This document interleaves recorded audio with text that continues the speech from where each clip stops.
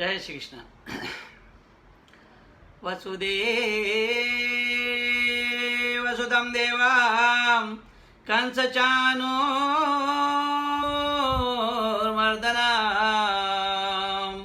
देवकी परमानन्दां कृष्णं वन्दे जगद्गुरु। गुरुर्ब्रह्मा गुरुर्विष्णु गुरुर्देवो महेश्वर गुरुर्साक्षात् परब्रह्म तस्मै श्री गुरुवे नमः। तमेव माता च पिता तमेव बन्धु सखा तमेव वीर्या द्रविणं तमेव सर्व मम देव। जय श्री कृष्ण। ओम नमः शिवाय।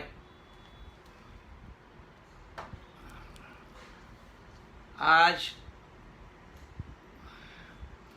उत्तमात्तम योग में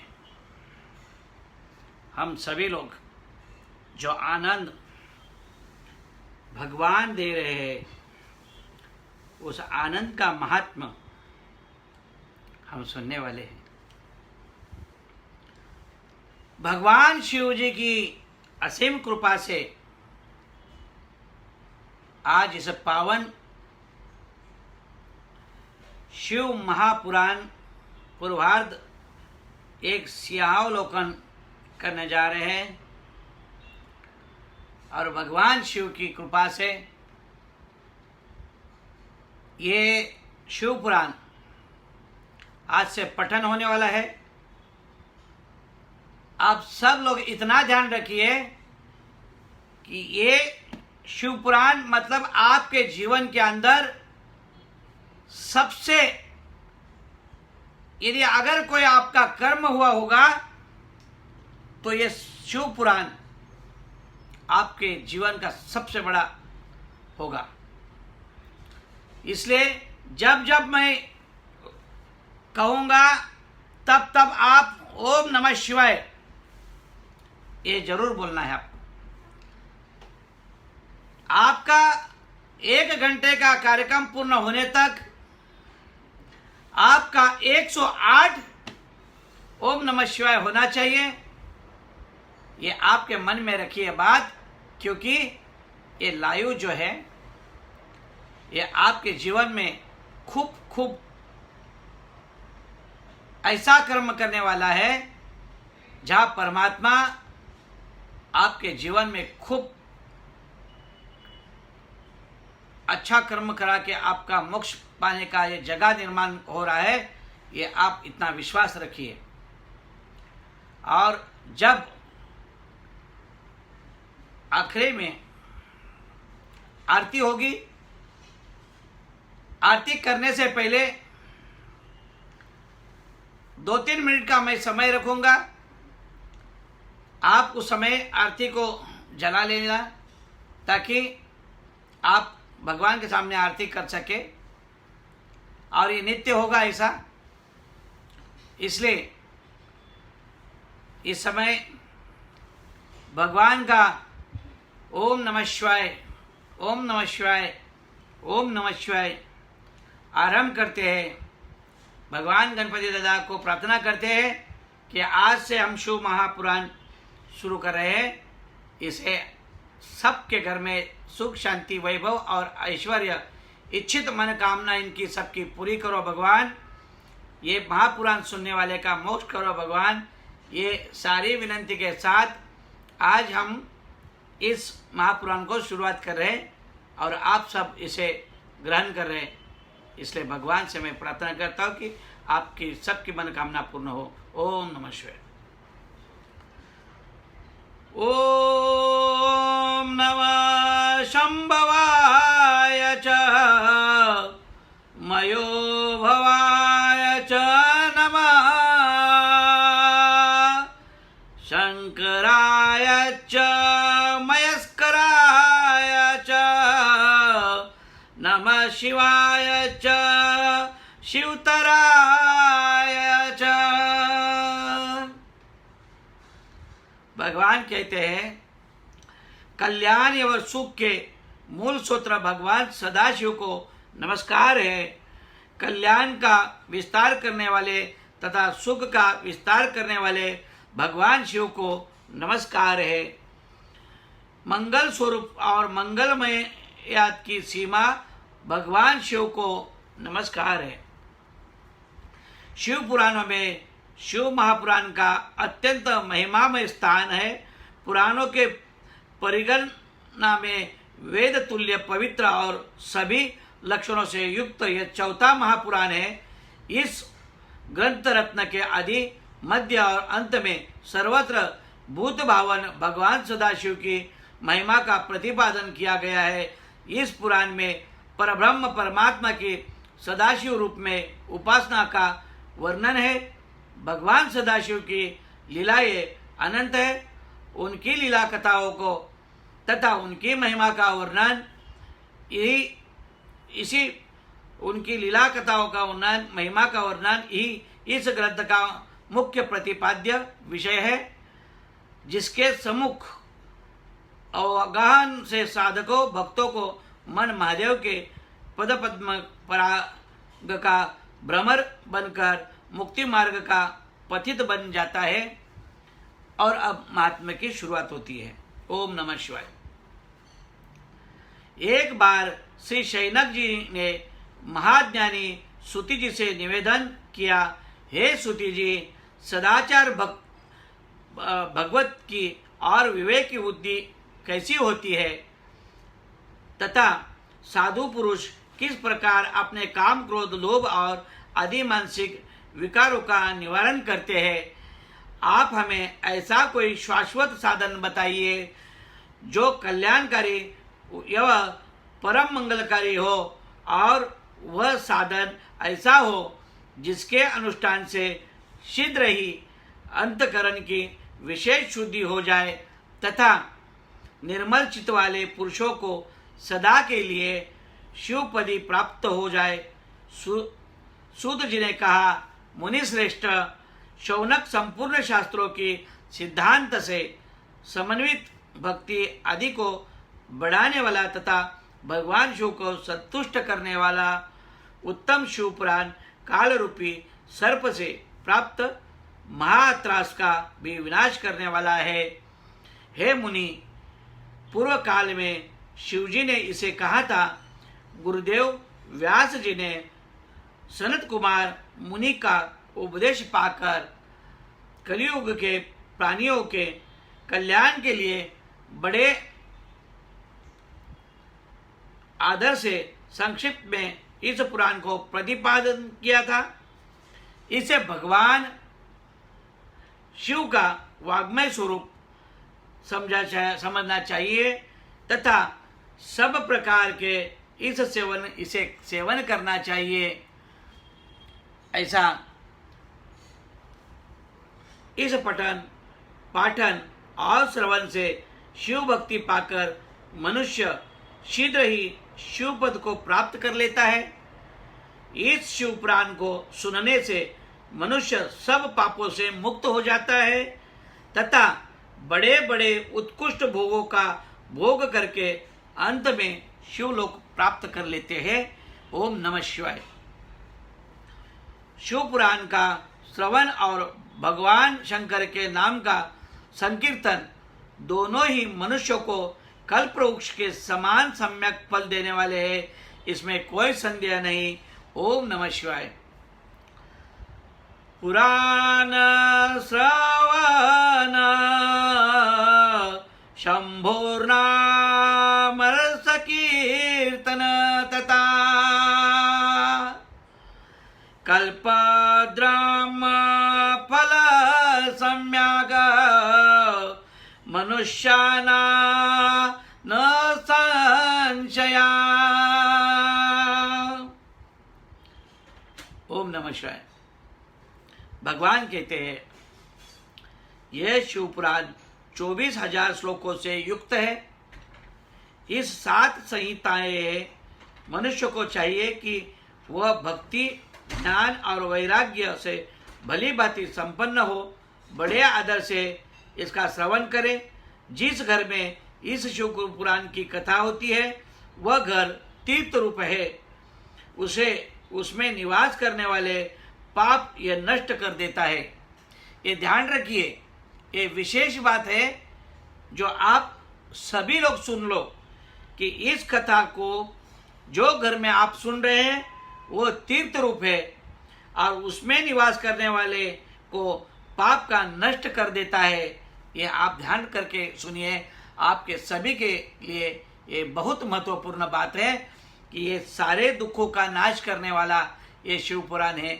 आपको इसलिए मैं वारंवार कहता हूँ कि ये पुराण जो भी सुन रहे हैं इसे शांति से सबको सुनवाइए, ताकि आपके जीवन का कल्याण होगा, आपके घर में भगवान भगवती का वास होगा।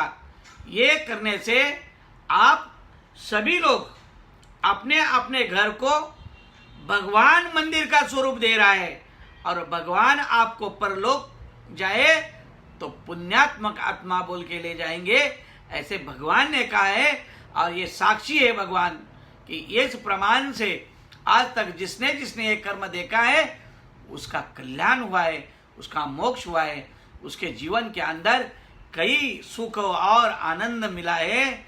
आनंद कंद जिसके जीवन में आया, हर वह आप जैसा व्यक्ति इसे सुन रहा है, ये परमात्मा की आप पर बहुत बड़ी कृपा है कि ये सुनने से आपका घर तीर्थ भगवान नारायण का हो रहा है। भगवान शिव आपके यहाँ साक्षात विराजमान हो जाएंगे, ये विश्वास रखना, यही सत्य है। और आगे हम लोग बोलते हैं ओम नमः शिवाय। सूत जी शिव पुराण की महिमा का वर्णन करते हुए पुराण इतिहास का उदाहरण प्रस्तुत करते हैं।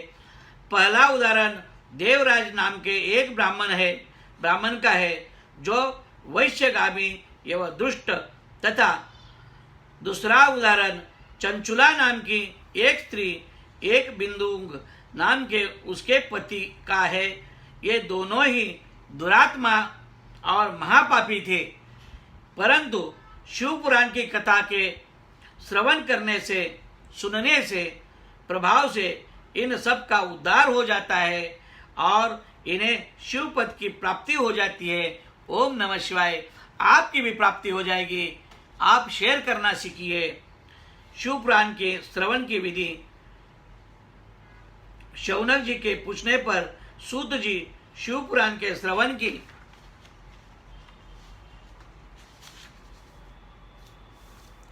विविध वर्णन करते हुए कहते हैं, शिव पुराण को सुनने के प्राय सभी अधिकारी है। सभी लोग इस शिव पुराण को सुन सकते हैं। इसमें कोई जात धर्म का कोई ये नहीं है।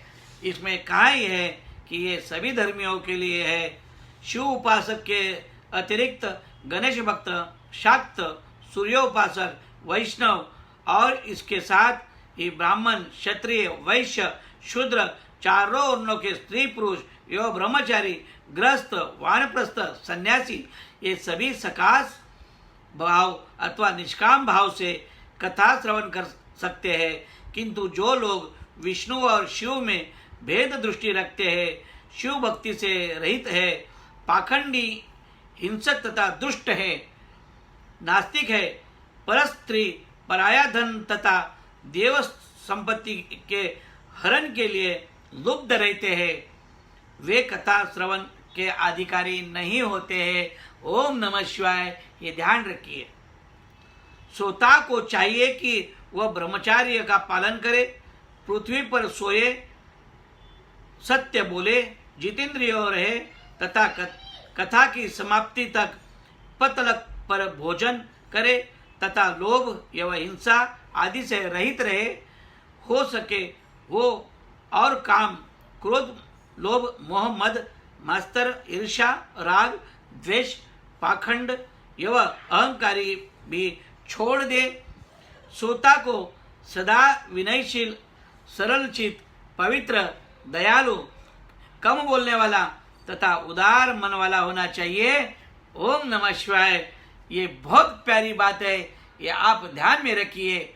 बहुत सौभाग्य होगा आपका कि ऐसी बात सुनकर आपके जीवन की कथा, ये कथा जब पूर्ण सुनोगे आप तो आपका जीवन बदल जाएगा, आपकी जीवनी बदल जाएगा, आपके कर्म बदल जाएंगे और परमात्मा आपको परलोक सुधार लेगा। इतना विश्वास इस शिव पुराण पे करिए। ओम नमः शिवाय।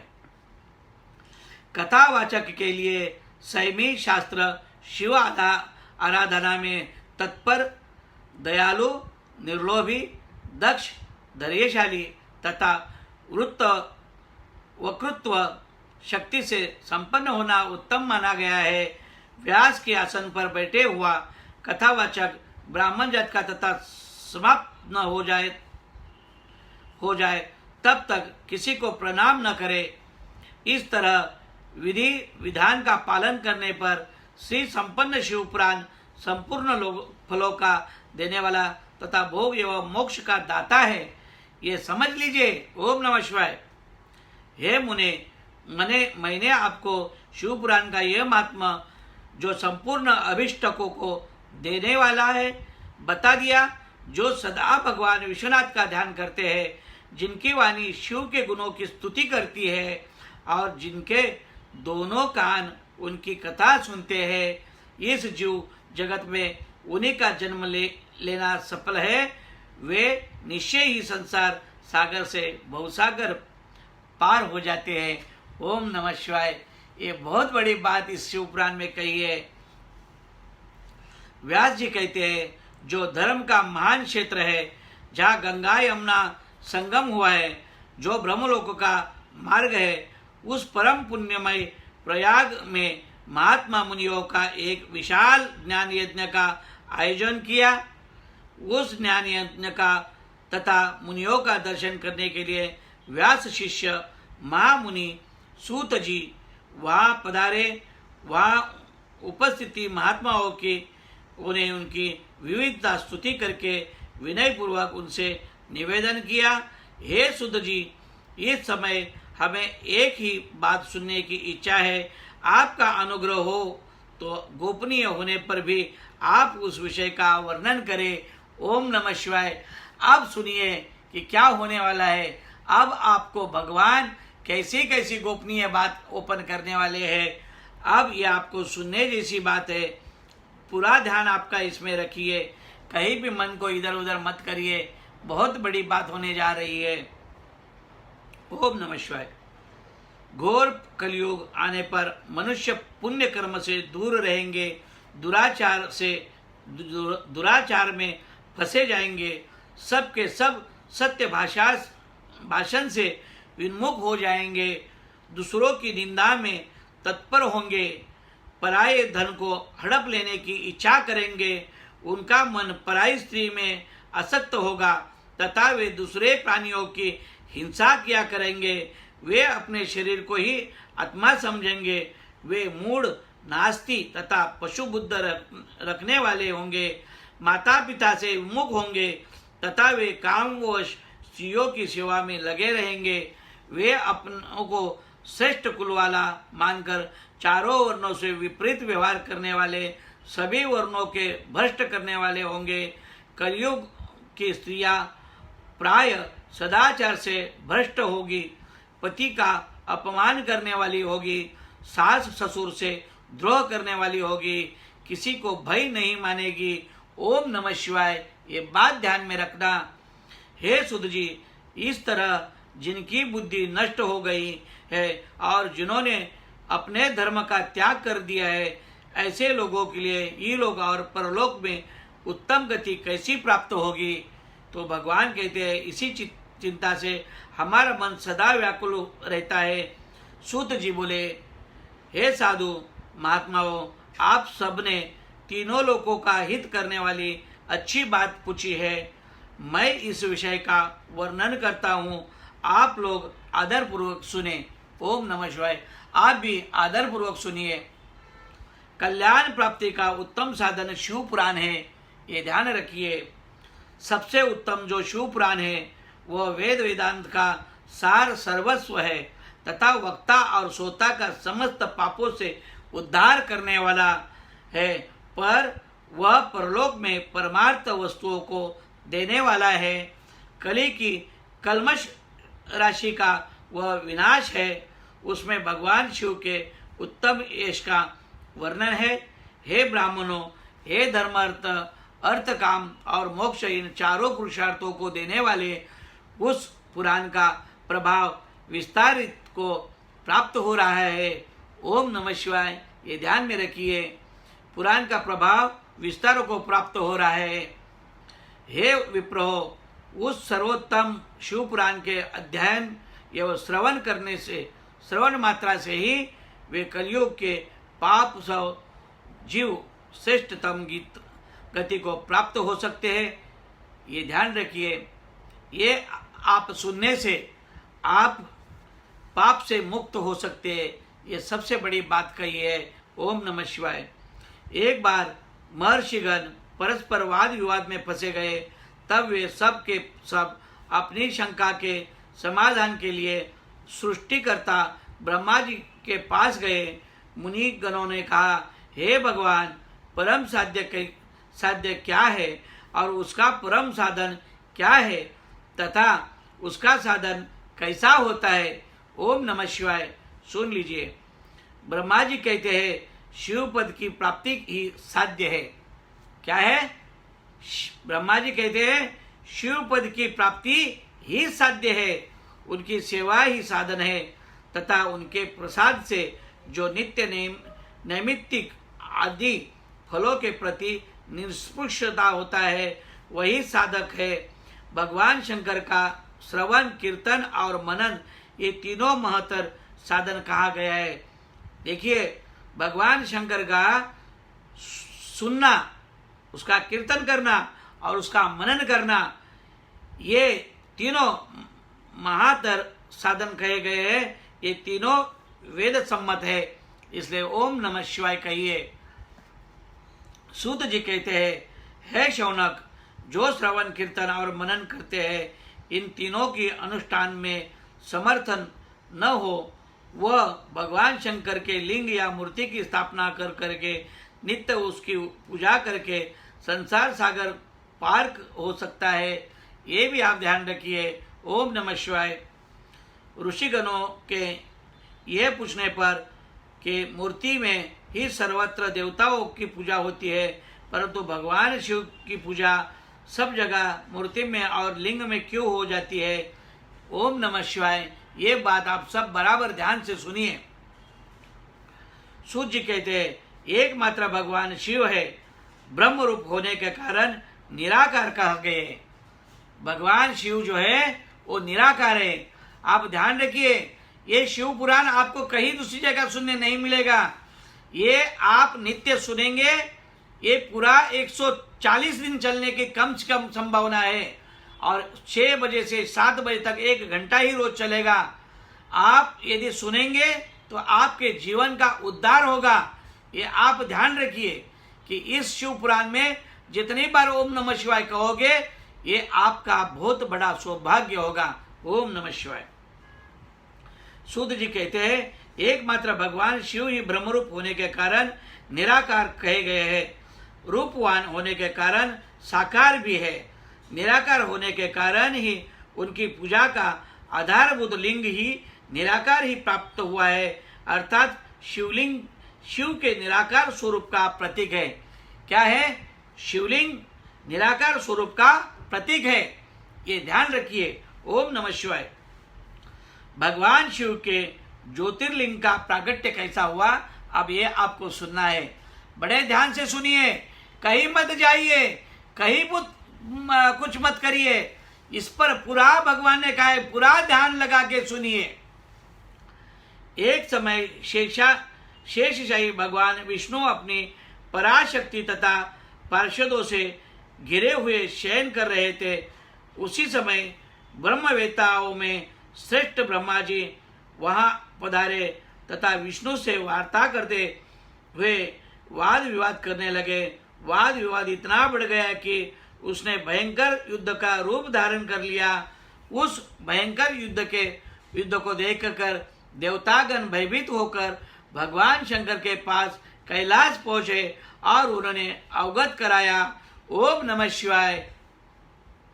निराकार भगवान शंकर इस भयंकर युद्ध को देखकर एक विशाल अग्निस्तंभ के रूप में उन दोनों के बीच में प्रकट हो गए।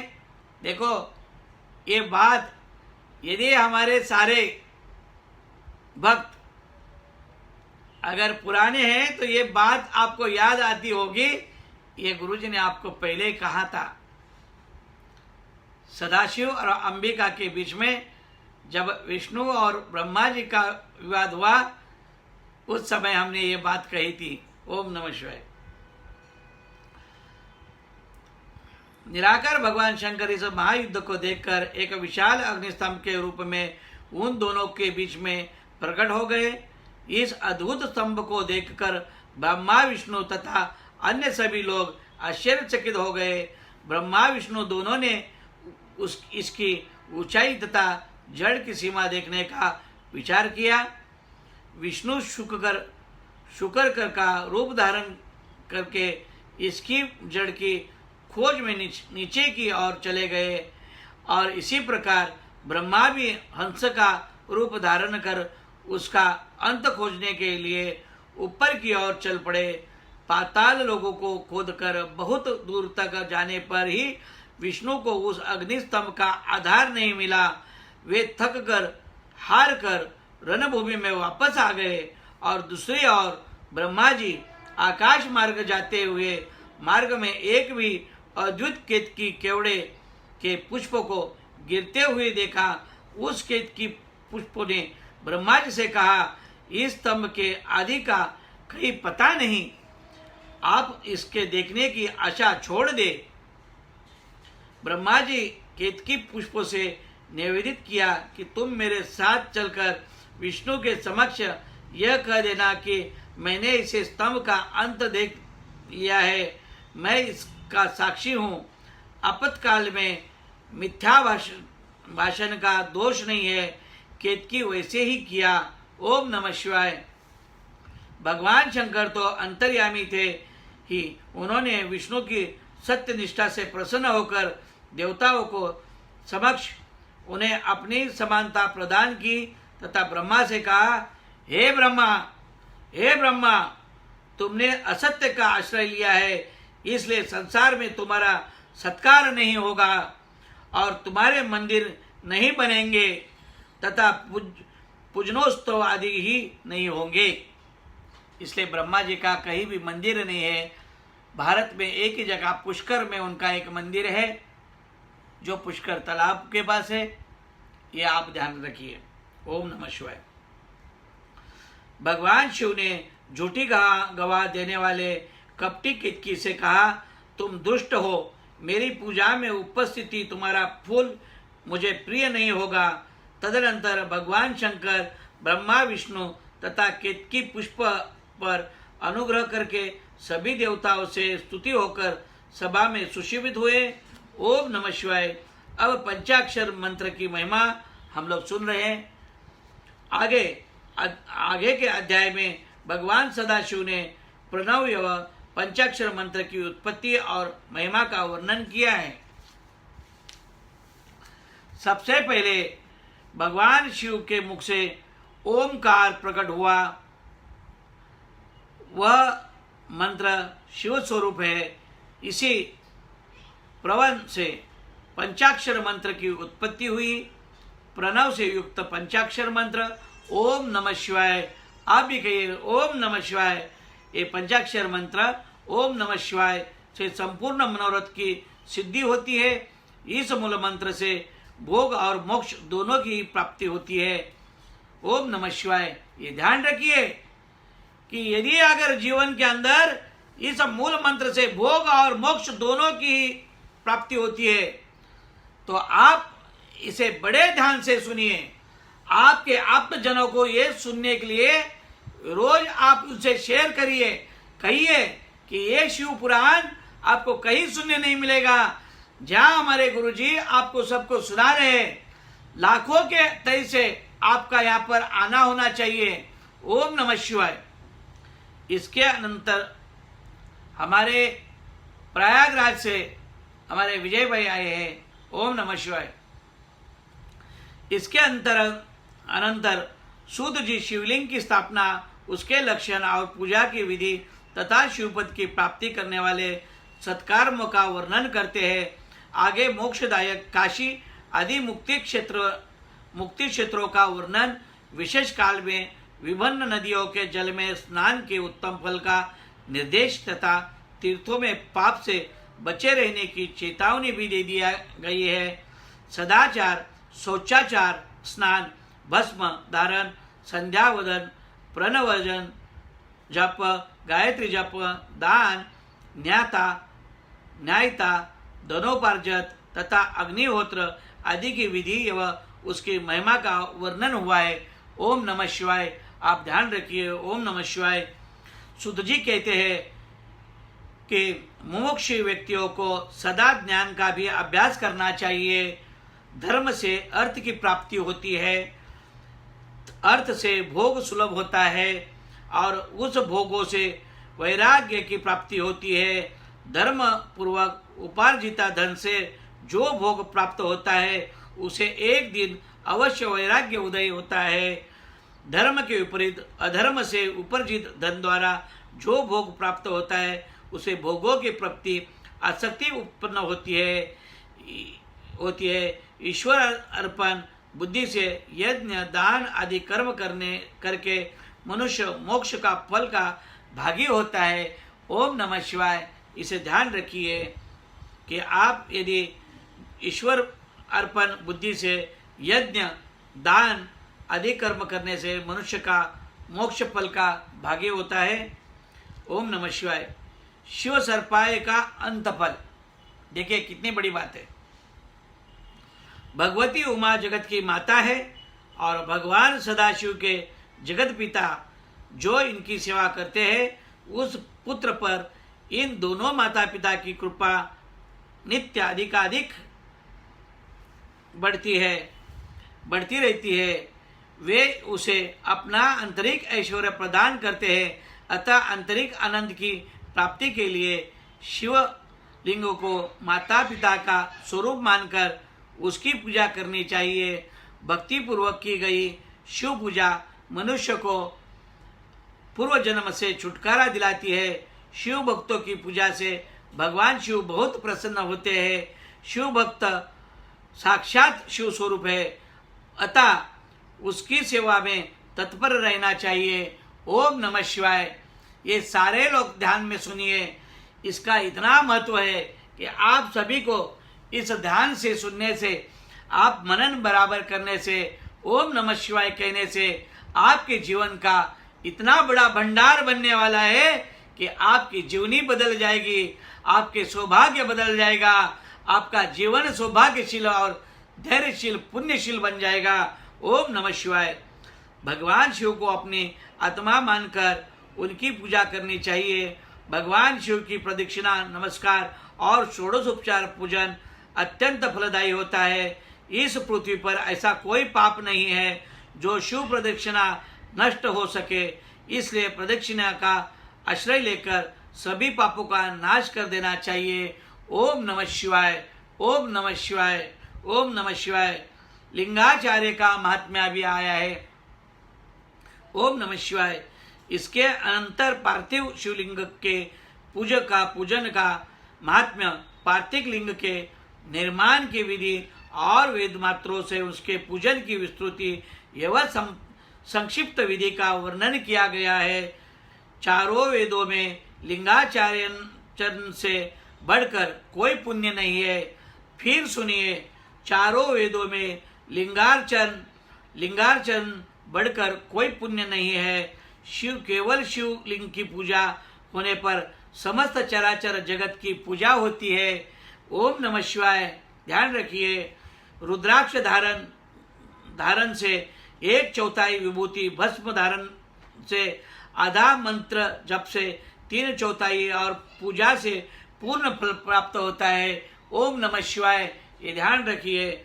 सूत जी कहते हैं, प्रिय मुनीश्वरों, इस प्रकार मैंने शिव की आज्ञा के अनुसार उत्तम मुक्ति देने वाली विद्ये स्वर संहिता आपके समक्ष पूर्ण रूप से कह दी है। ओम नमः शिवाय। अब हमें रुद्र संहिता सृष्टि खंड में जाना है। ओम नमः शिवाय। ध्यान से सुनिए, अभी हम रुद्र संहिता सृष्टि खंड की ओर चल रहे हैं। व्यास जी कहते हैं, एक समय की बात है, नैमिष्य अरण्य में निवास करने वाले शौनक आदि ऋषियों ने सूत जी से पूछा, हे सूत जी, हमने सुना है कि भगवान शिव शीघ्र प्रसन्न हो जाते हैं, वे महान दयालु है, इसलिए वे अपने भक्तों को कष्ट नहीं देख सकते। ब्रह्मा, विष्णु और महेश ये तीनों देवता के शिव के ही अंश है, उनके उत्पन्न होने हुए है। उनके प्रागट्य का कथा फिर से सुनिए। ब्रह्मा, विष्णु, महेश ये तीनों देवता शिव के ही अंश है, उत्पत्ति हुए उनके वहां से ही। ये हमने शायद आपने यदि अगर हमारा पूर्व सुना होगा तो ये हमने कहा था। ओम नमः शिवाय। उनके प्रागट्य की कथा तथा उनके विशेष चारित्र का वर्णन कीजिए। प्रभु, आप उमा के अविभार्य भाव तथा विवाह की भी कथा कहे, विशेष उनके गृहस्थ धर्म का तथा अन्य लीलाओं की भी वर्णन करे। निष्पाप सूत जी, हमारे प्रश्न के उत्तर में ये सब तथा दूसरी बातें भी अवश्य कहनी चाहिए। सूत जी बोले, हे मुनीश्वर, जैसे आप लोग पूछ रहे हैं, उसी प्रकार नारद जी ने शिव रूपी भगवान विष्णु से प्रेरित होकर अपने पिता ब्रह्मा जी से पूछा था। ओम नमः शिवाय। ऋषिगणों सूत जी से पुनः पूछा कि हे प्रभु, ब्रह्मा और नारद की ये महान सुख देने वाले संवाद कब हुआ था, जिसमें संसार में मुक्ति प्रदान करने वाला शिव लीला वर्णित है। कृपा इस वर्णन में आप करें। ओम नमः शिवाय।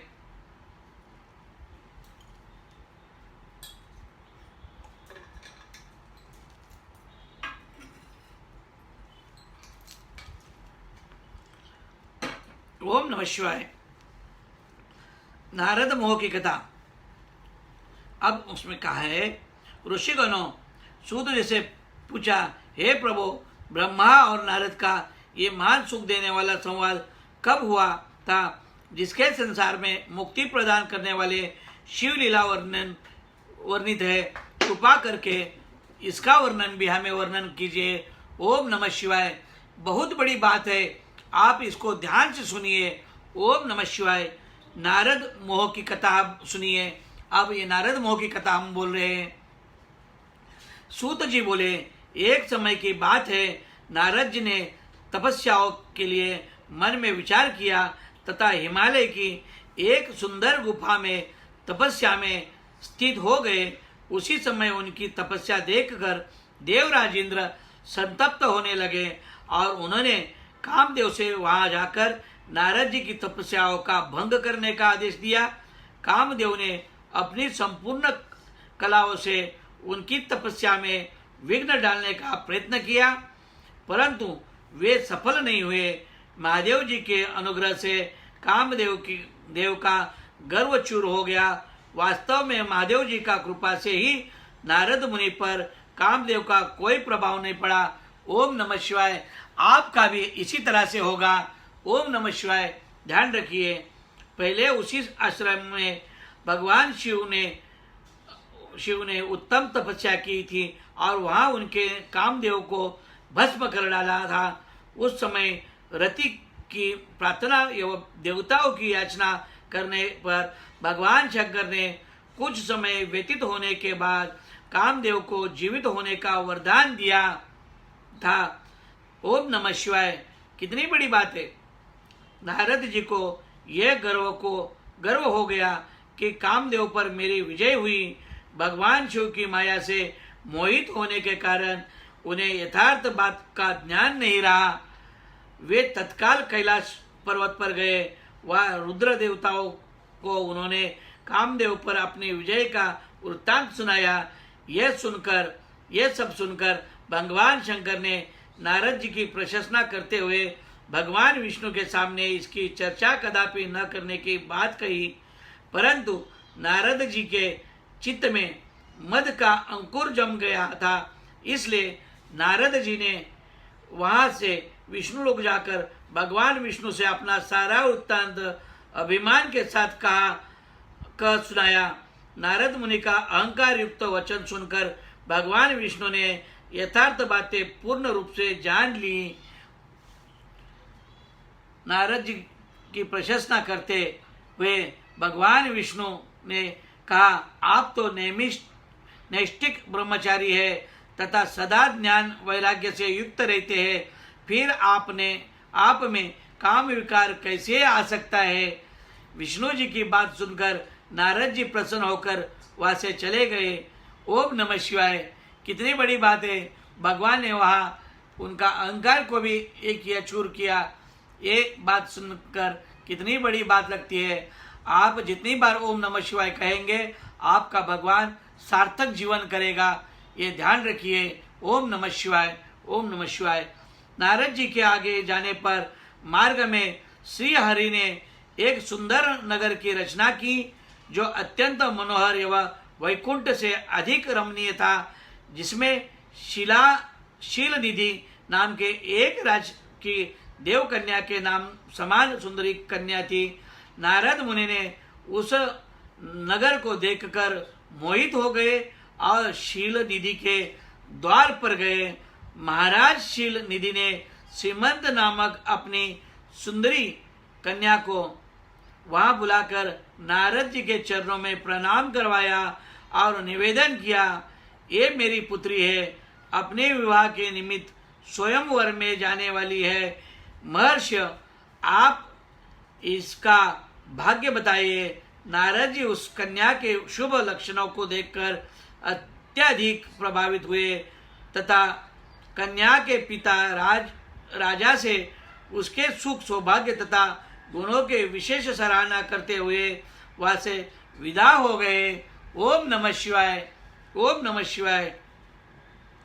नारद जी के मन में यह भाव आया कि किस प्रकार इस कन्या से मेरा विवाह हो। वे तत्काल भगवान विष्णु के पास जा पहुंचे और एकांत में विष्णु से अपनी इच्छा व्यक्त की तथा उनसे यह प्रार्थना की कि आप अपना स्वरूप मुझे दे दे, जिसके वह कन्या मेरा वरण कर ले। ओम नमः शिवाय। भगवान विष्णु बोले, मेरी पूरी तरह तुम्हारा हित साधन करूंगा। यह कहकर भगवान विष्णु ने नारद मुनि को मुक्त वानर का दे दिया तथा शेष अंगों में अपना सा स्वरूप देकर वे वहां से अंतर्धाम हो गए। इस रहस्य से अनभिज्ञ नारद जी स्वयंवर में पहुंचे। सुलक्षण राजकुमारी स्वयंवर के मध्य भागी में खड़ी होकर अपने मन के अनुरूप वर का अन्वेषण करने लगी। नारद का वानर सा मुख देखकर वह कुपित हो गई और उनकी ओर से दृष्टि हटाकर अपने मनोवंचित वर्ग को ढूंढने लगी। उस समय राजा का वेश धारण कर विष्णु वहां आ पहुंचे। तब भगवान विष्णु के गले में वरमाला डालकर वह उनके साथ अंतर्धाम हो गई। ओम नमः शिवाय, ओम नमः शिवाय, ओम नमः शिवाय। कितना आनंद आ रहा है, देखिए कितना आनंद आ रहा है। ओम नमः शिवाय। नारद जी की इस मुखाकृति को स्वयंवर में अपने किसी ने तो ये नहीं देखा। शिवजी को ये पार्षद वही उपस्थित थे। उन्होंने ये सब देखकर नारद जी को उपहास किया तथा उन्हें अपना प्रतिबिंब देखने के लिए कहा। तब नारद जी ने वास्तविकता का पता लगा। वे क्रोध से व्याकुल हो गए। उन दोनों शिवगणों को उन्होंने राक्षस होने का शाप दिया। इसके अनंतर विष्णु लोग जाकर माया से मोहित नारद विष्णु को शाप देते हुए बोले, सुनिए नारद मुनि जी अब विष्णु को शाप देते हुए बोले, क्या बोले सुनिए। ओम नमः शिवाय। तुमने स्त्री के लिए मुझे व्याकुल किया है। तुम भी मनुष्य हो जाओ और स्त्री के वियोग का दुख भोगो। तुम जिन वानरों के समान मेरे मुख बनाया था, वे ही उस समय तुम्हारे सहाय होंगे। ओम नमः शिवाय। अब देखिए आगे क्या आनंद आ रहा है। कुछ ही क्षणों में भगवान शंकर ने अपनी विश्व मोहिनी माया को खींच लिया। उस माया के तिरोहित होते ही नारद जी शुद्ध बुद्धि से युक्त हो गए और उनकी सारी व्याकुलता जाती रही। श्री नारद जी भगवान विष्णु के चरणों में गिर पड़े और अत्यंत पश्चाताप करने लगे। ओम नमः शिवाय, ओम नमः शिवाय, ओम नमः शिवाय। अब आगे सुनिए, भगवान विष्णु द्वारा नारद जी को शिव उपासना का उपदेश किया है। ये खास ध्यान कर रखिए। ओम नमः शिवाय, ओम नमः शिवाय। रायसिंग उद्यापासून एवढा लेट येऊ नको। भगवान विष्णु बोले, तात खेद न करो भगवान, शिव तुम्हारा कल्याण करेंगे। तुमने मद से मोहित होकर जो भगवान शिव की बात नहीं मानी थी, उसी अपराध का भगवान शिव ने तुम्हें ऐसा फल दिया है। सबके स्वामी परमेश्वर शंकर की परब्रह्म परमात्मा है। देखिए, इसमें सबके स्वामी परमेश्वर शंकर है। शंकर ही परब्रह्म परमात्मा है, ये ध्यान रखिए। ओम नमः शिवाय। उन्हीं की सच्चिदानंद स्वरूप है। वे ही अपनी माया को लेकर ब्रह्मा, विष्णु और महेश इन तीनों रूपों में प्रकट हुए होते हैं। अपने सारे संशयों को त्याग कर अनन्य भावों से शिव के शतनाम स्तोत्र का पाठ करो तथा निरंतर उनकी उपासना तथा उनकी भजन करो। भगवान शंकर की उपासना सभी प्रकार के पातक एवं दोष समाप्त हो जाते हैं। इस प्रकार प्रसन्नचित्त भगवान विष्णु नारद मुनि का उपदेश देकर वहां से अंतर्धाम हो गए। ओम नमः शिवाय, ओम नमः शिवाय। इसके अंतर श्री नारद जी भी अत्यंत आनंदित हो शिव तीर्थों का दर्शन करते हुए भूमंडल में विचरने लगे। अंत में वे सबके ऊपर विराजमान शिव स्वरूपिणी काशीपुरी में पहुंचे। काशीपुरी का दर्शन करके नारद जी कृतार्थ हो गए। उसके बाद ब्रह्मलोक पहुंचकर शिव तत्व का विशेष रूप से ज्ञान प्राप्त करने की इच्छा से नारद जी ने ब्रह्मा जी को भक्तिपूर्वक नमस्कार किया और कहा कि हे जगत प्रभु, आपकी कृपा से मैंने भगवान विष्णु के उत्तम महात्म्य का ज्ञान प्राप्त किया, परंतु शिव तत्व का ज्ञान मुझे अभी तक नहीं हुआ है। मैं भगवान शंकर की पूजा विधि की नहीं जानता। अतः प्रभु, आप भगवान शिव के विविध चरित्रों का तथा उनके स्वरूप तत्व का प्रागट्य, विवाह, गृहस्थ धर्म सब मुझे बताइए। कार्तिकेय ने जन्म की कथा भी मुझे सुनाइए। ओम नमः शिवाय। अब बड़े ध्यान से सुनिए, सावधान हो जाइए। बड़े आनंद का शिव तत्व का निरूपण हो रहा है, आप इसका आनंद लीजिए। ओम नमः शिवाय, ओम नमः शिवाय। ब्रह्मा जी ने नारद से शिव तत्व का वर्णन करते हुए कहा, शिव तत्व का स्वरूप बड़ा उत्कृष्ट तथा अद्भुत है। जिस समय प्रलय काल उपस्थित हुआ, उस समय समस्त चराचर जगत नष्ट हो गया। सर्वत्र केवल अंधकार ही अंधकार था। इस प्रकार सब और निरंतर सूचि भेद घोर अंधकार में उस समय तत् ब्रह्मा। ओम नमः शिवाय। ये ध्यान रखिए, ये बहुत बड़ी बात है। जब इस प्रकार सब और निरंतर सूचि भेद घोर अंधकार में उस समय तत् ब्रह्मा, इस स्तुति में जो सत सुना जाता है, एकमात्र वही शेष था जिसे योगी जन अपने हृदय काश के अंदर निरंतर रखते हैं। कुछ काल के बाद सृष्टि के समय आने पर परमात्मा को द्वितीय की इच्छा प्रकट हुई। उसके भीतर एक से अनेक होने का संकल्प उदित हुआ। तब उसका निराकरण परमात्मा ने अपनी लीला शक्ति से अपने लिए मूर्ति आकार की कल्पना की। वह मूर्ति की संपूर्ण ऐश्वर्य गुणों से संपन्न सर्वज्ञानमयी हुए। जो मूर्ति रहित परब्रह्म है उसकी मूर्ति चिन्मय आकार भगवान सदाशिव है। सभी विद्वान उन्हीं के ईश्वर कहते हैं, उन्हीं को ईश्वर कहते हैं। उस समय स्वेच्छा विहार करने वाले उन सदाशिव ने अपने विग्रह से एक स्वरूप भूता शक्ति की सृष्टि की, जो उनके अपने श्री अंग से भी अलग होने वाली नहीं थी। ओम नमः शिवाय। ये बात बहुत ध्यान से सुनिए। अभी अभिमुक्ति क्षेत्र काशी में क्या होने वाला है इसका आनंद लीजिए। उन समय सांब सदाशिव ब्रह्मा ने एक ही समय शक्ति के साथ शिवलोक नामक क्षेत्र का निर्माण किया। इस क्षेत्र को काशी कहते हैं। ये परम निर्वाण मोक्ष का स्थान है जो सबके ऊपर विराजमान है। वो प्रियतम रूप शक्ति और शिव जो परमानंद स्वरूप है उस मनोरथ क्षेत्र काशीपुरी में नित्य निवास करते हैं। ओम नमः शिवाय। ओम नमः शिवाय। हे मुनो, शिव और शिवा के प्रलय काल में भी कभी उस क्षेत्र को अपने सानिध्य से मुक्ति नहीं किया। इसीलिए विद्वान पुरुष उसे अविमुक्ति क्षेत्र भी कहते हैं। यह क्षेत्र आनंद का हेतु है, इसलिए पिनाकधारी भगवान शिव ने उनका नाम पहले ही आनंदवन रखा गया है। ओम नमः शिवाय। ओम नमः शिवाय। सदाशिव से नारायण का प्राकट्य कैसा हुआ, अब ये ध्यान से सुनिए।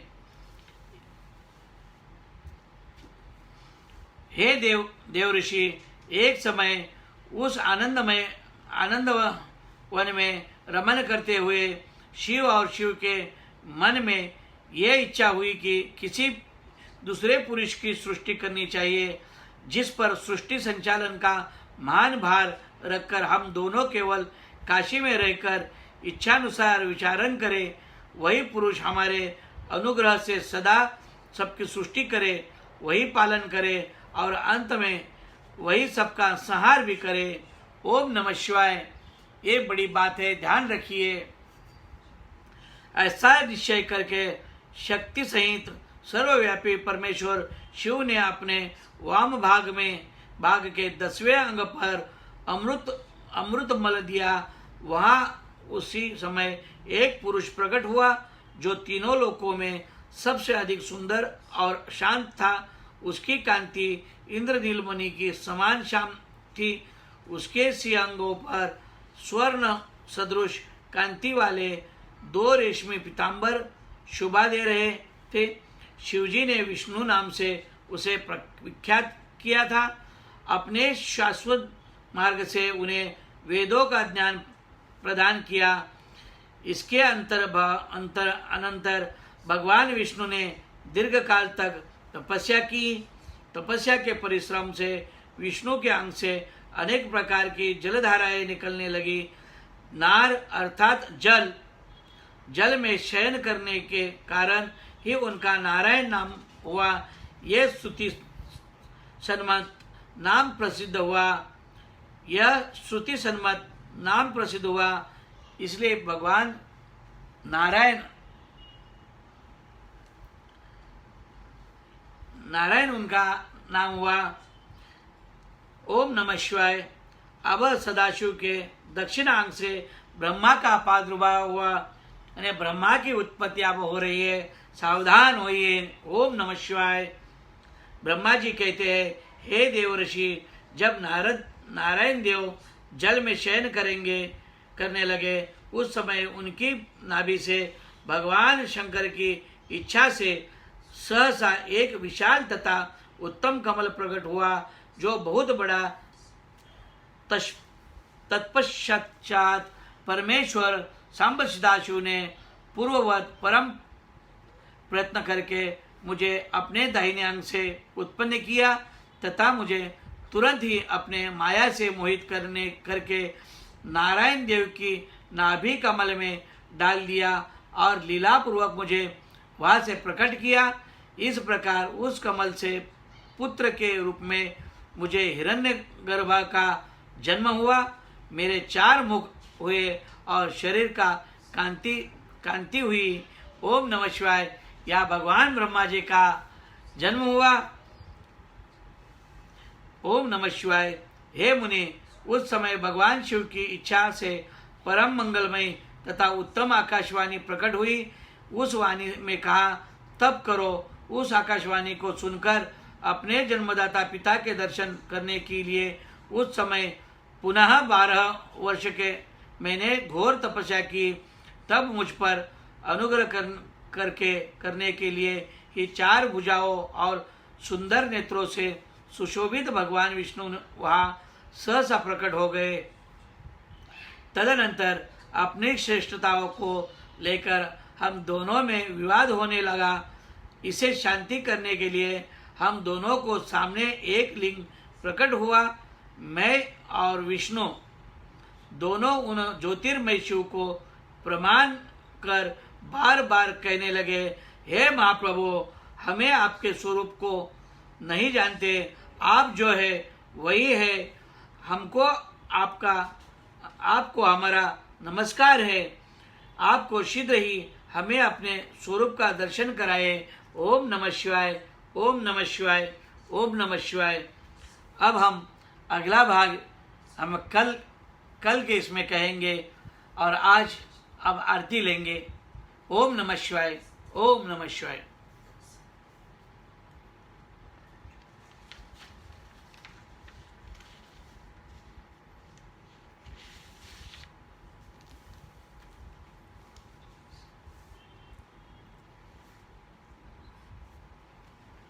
आरती।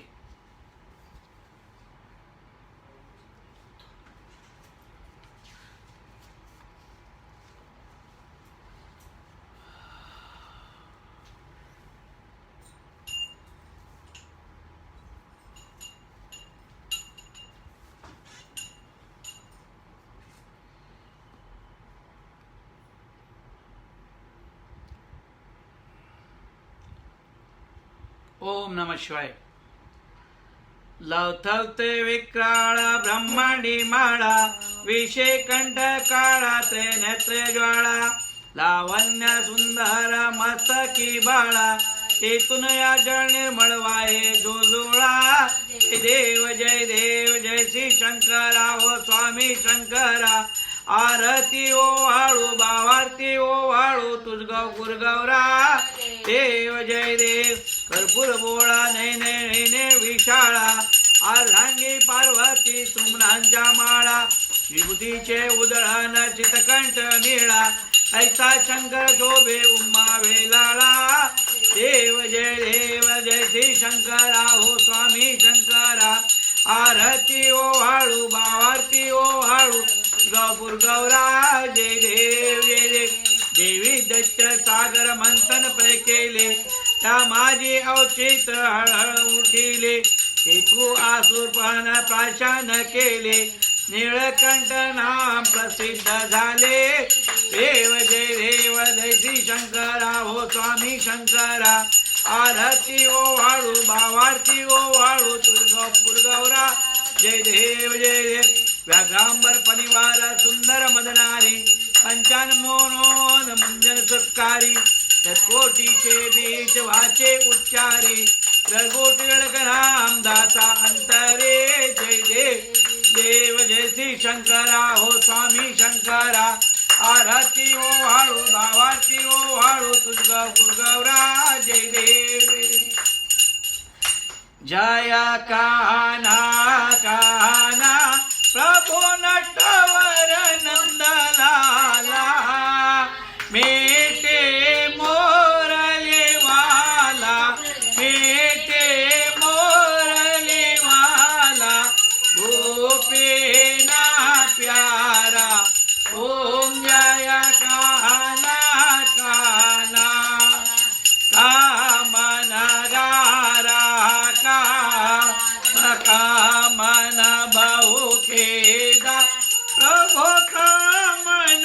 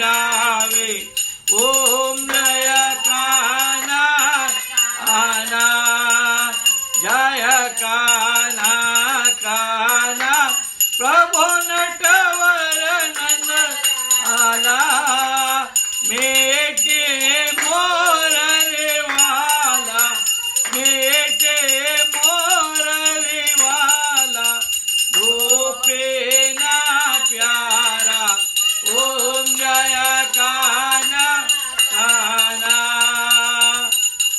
कर्पूर गौराम करुणावताराम संसार सारा मुजगेंद्रहाराम सदा वसंता हृदयारविंदे भवां भवानी चैतां नमामि मंगलं भगवान् विष्णु मंगलं गरुडध्वज मंगलं पुंडरीकाक्ष मंगलाय तनोहरि सर्वमंगलमंगले शिवे सर्वार्थसाधिके शरण्ये त्र्यंबके गौरे नारायणी नमस्तुते नारायणी नमस्तुते नारायणी नमस्तुते बोल कृष्ण कन्हैया की जय द्वारिकाधीश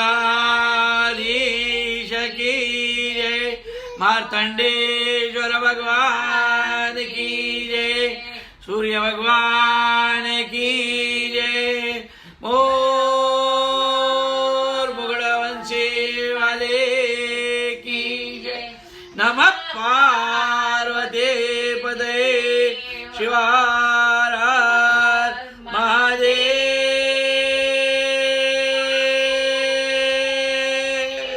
वारा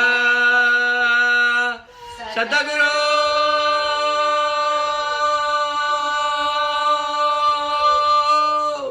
देव की जय। जय श्री कृष्ण। कल मिलेंगे शाम को 6 बजे। यस जय श्री कृष्ण। कल